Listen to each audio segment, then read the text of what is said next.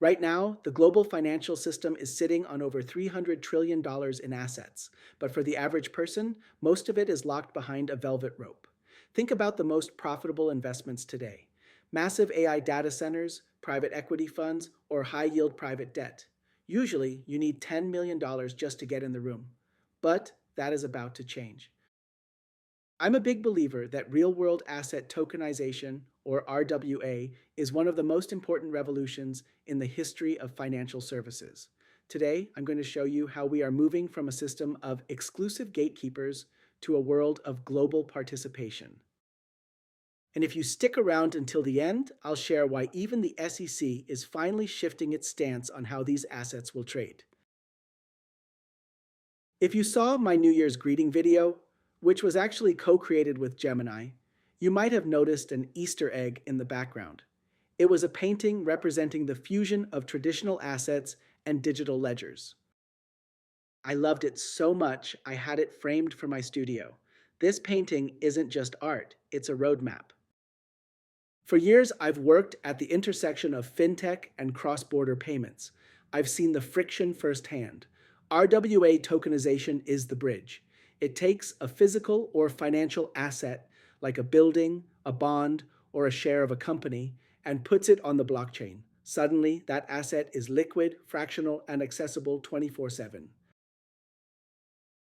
Let's look at the real-world impact. Currently, only a handful of massive private equity firms can afford to build the infrastructure powering the AI revolution. If you wanted to invest in a $500 million data center, you'd be out of luck. But through tokenization, that data center can be divided into a million pieces. Now, a retail investor or a small family office can own a fraction of that facility. They get the yield, the industry gets the capital. This extends beyond real estate. We're talking about private debt and private equity, asset classes that have traditionally outperformed public markets, but remained out of reach for most. Tokenization brings them to your digital wallet. This is also a massive win for global democratization. Imagine you're in a developing country where the local currency is losing 20% of its value every year due to inflation.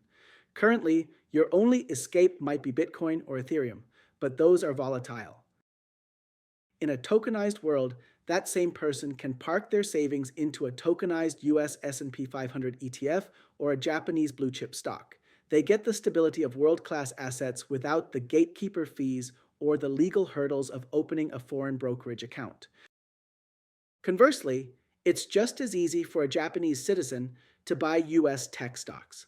We are creating a truly global, efficient capital market where the best companies get the investment they need, regardless of borders. Now, why do we need blockchain for this? Why not just use old-school databases? It comes down to efficiency. Traditional trade settlements take days, what we call T+2 or T+3.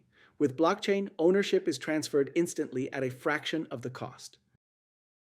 And the world's regulators are starting to agree.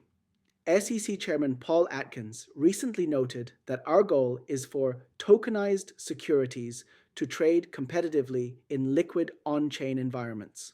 He's pushing for Project Crypto to modernize how we integrate these tokens with national exchanges. When the people in charge of the rules start talking about on-chain liquidity as a priority, you know the tipping point has arrived. We are moving from an era of paper promises to an era of programmable ownership. This is how we democratize wealth for the next generation. I want to hear from you. If you could own a fraction of any asset, a piece of a Manhattan skyscraper or a high-tech AI data center, which one would you choose first? Drop your thoughts in the comments. If you found this valuable, hit the like button and subscribe to this channel. I'm going to be creating a lot more deep dives into how AI and blockchain are rewriting the rules of the game. I'm JoshLi's digital twin.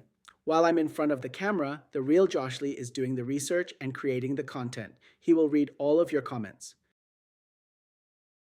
While you're here, check out some of my other videos about the intersection of AI, blockchain, and tech on society, personal finance, jobs, and career development. I'll see you in my next video.